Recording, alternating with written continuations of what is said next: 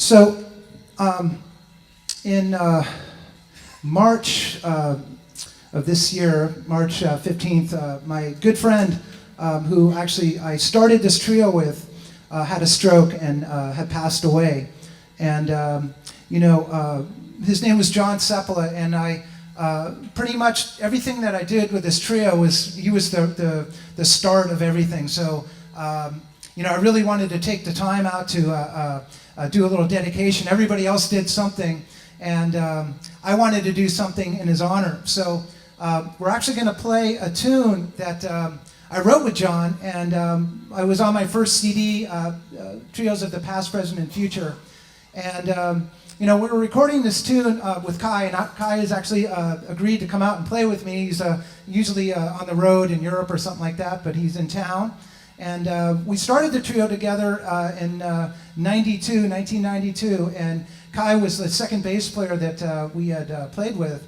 And what had happened is Kai was having some difficulty in Germany coming back over to the country. So John, we had actually all gone to Berklee College of Music together in the 80s. And, Kai was playing with a bunch of different people in school, and then he went on to play with John McLaughlin and all these great people. So, when we came back to the Bay Area and Kai was coming back, John said, hey, Kai's coming back in, we should get him in the trio.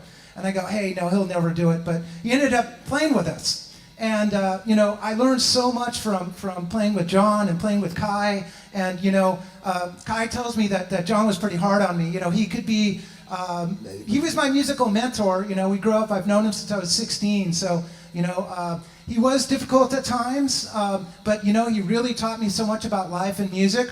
And actually, all these compositions that you hear were, my lessons with John. I would take composing lessons with him and piano lessons. So he really taught me about composing, and I just kept going with it. So, in his honor, we're going to play this tune, 10 Directions. And I don't know, Kai, do you want to say a couple words? So Kai's going to say a couple words, and we'll play 10 Directions.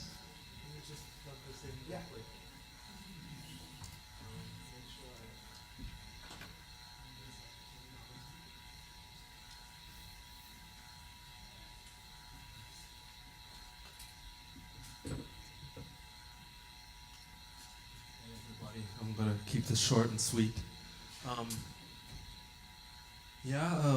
John Seppala. What can I say? I mean, it's like I'm very sad to have lost him so early, and the fact that it seemed like he was taken out of the prime of his life.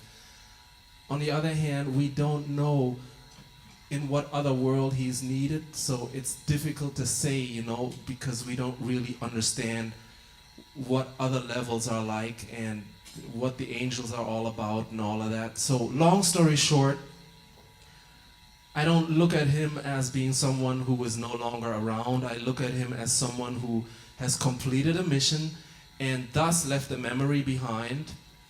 And the memory he left behind is quite awesome and is very inspiring to me, because in a sense he was the purest of musicians. Pure in a sense of he really rejected the hype about personality, and he was always into the chords and the harmonies and the rhythms, just like a kid that is discovering how to play ball. And he just never lost that, even when he was already an adult, getting older. Most people start to develop an adult-like attitude about their life, get a little jaded, but not John. Like, John was just like still the same. So I want to honor that in him and keep that spirit alive, and I hope that in the future more of us will be like him, and we'll see him again in another place and another time.